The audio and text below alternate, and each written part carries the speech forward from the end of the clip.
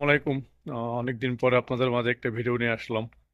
তো আজকে যে ব্যাপারে কথা বলবো, 2026 সালে এসে যারা ফ্রি বিষয়ে সৌদি আরবে আসতে চান তাদের ব্যাপারে আসলে আসাটা ঠিক হবে কি হবে না, এই ব্যাপারটা আলোচনা করব। তো রিজিকের মালিক আল্লাহ। যদি কারো রিজিক সৌদি আরবে লেখা থাকে কিংবা যেইখানে লেখা থাকে আপনি সেখানে যাইবেন, এটাই হলো সর্বপ্রথম কথা। তারপরেও আমাদের কিছু বিচার বিশ্লেষণ আছে।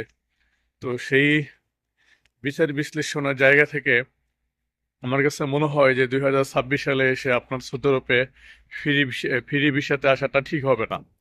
কারণ প্রচুর লোক এখানে আপনার বর্তমান আসছে সৌদি আরবে 2022 সালের ভিসা খোলার পরে। আপনার আওয়ামী লীগ ক্ষমতায় যাওয়ার পর থেকে এই পর্যন্ত অনেক লোক আপনার সৌদি আরবে আসছে এবং বেকারের হার প্রচুর পরিমাণ, যারা বিশেষ করে ফ্রি ভিসাতে আছেন।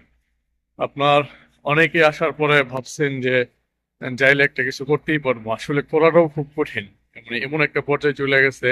হ্যাঁ, তবে তারা আসতে পারেন যারা এখানে বসবাস করে গেছেন কিংবা আপনার ভাষা জানেন, মানে আরবি কোনো দেশে ছিলেন, অনেক ভালো কোনো একটা কোয়ালিটি সম্পন্ন কাজ জানেন। আমি মনে করি তারা আসতে পারেন, কিন্তু যারা কোনো কাজ জানেন না, ভাবছেন যে ওইখানে যাওয়ার পরে একটা কাজকর্ম করে চলবো, আসলে তাদের জন্য আমি মনে করবো যে আসাটা এই মুহূর্তে ঠিক না। কারণ আপনার অনেক লোক এখানে আসছেন, আপনার কাজ নাই। তারপর অনেকে ঠিক মতন রুমের যে খরচ দিতে পারতেছেন না।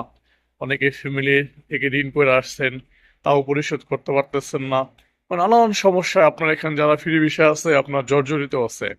তো সেই অনুযায়ী আমার কাছে মনে হয় যে আপনারা 2026 সালে এসে আপনার বর্তমানে যে পরিস্থিতি, এই পরিস্থিতি অনুযায়ী আমার কাছে মনে হয় ফ্রি ভিসাতে না আসাটাই সবচেয়ে ভালো।